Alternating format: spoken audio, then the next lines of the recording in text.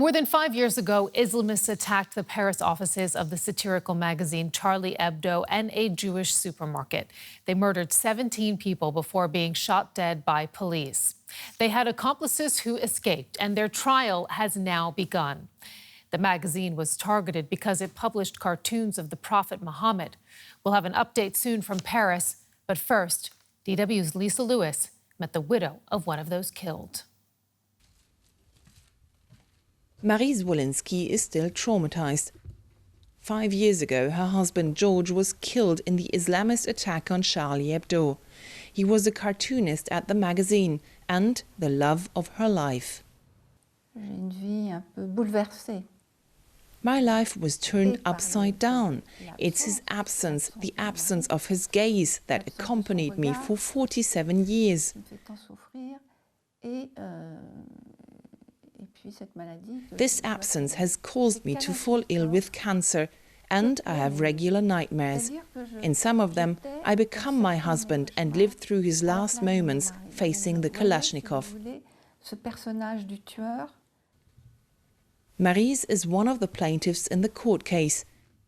She's hoping the hearings will provide her with some answers.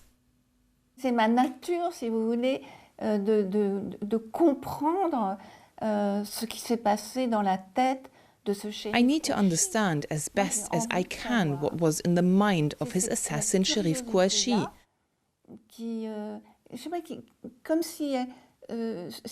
Any additional information could help me get closer to what my husband went through the moment he got killed.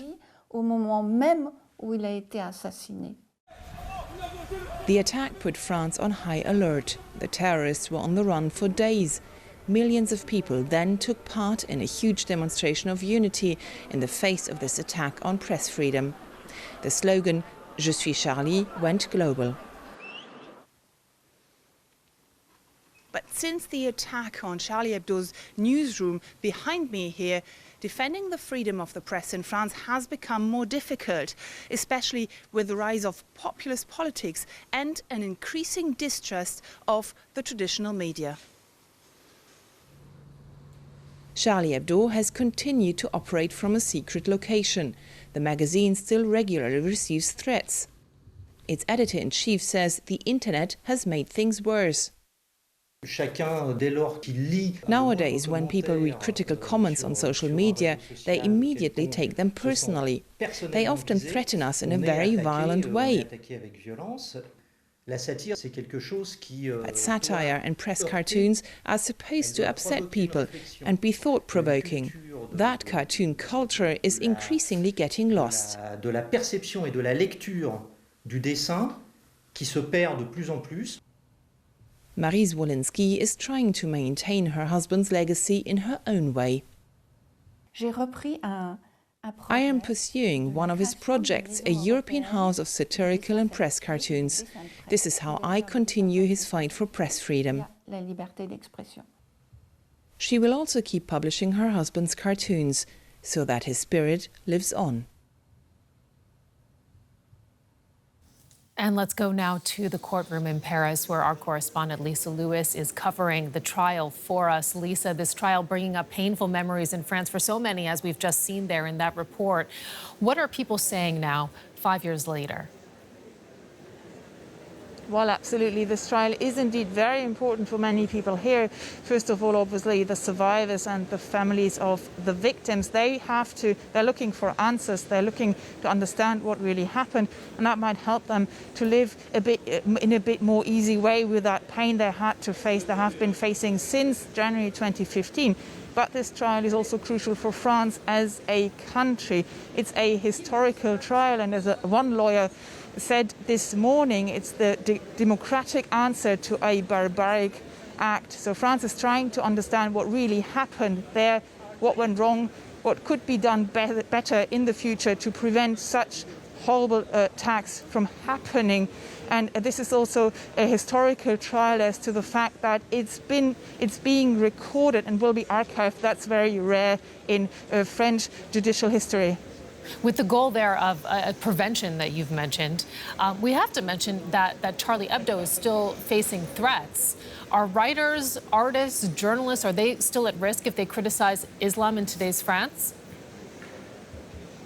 Well, that's at least what members of the Charlie Hebdo newsroom have been telling me. They've been saying, you know, we feel that journalists in France are self-censoring, that they feel they shouldn't aggress or shouldn't insult anybody for fear of reprisals. One recent poll also showed that more than 50% of those questioned thought that there shouldn't be, journalists shouldn't express any blasphemy, shouldn't insult any religion.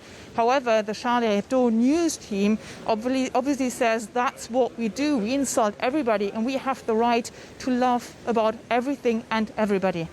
What do French citizens make of what's going on right now with this trial, Lisa? I mean, is this helping to unify the country?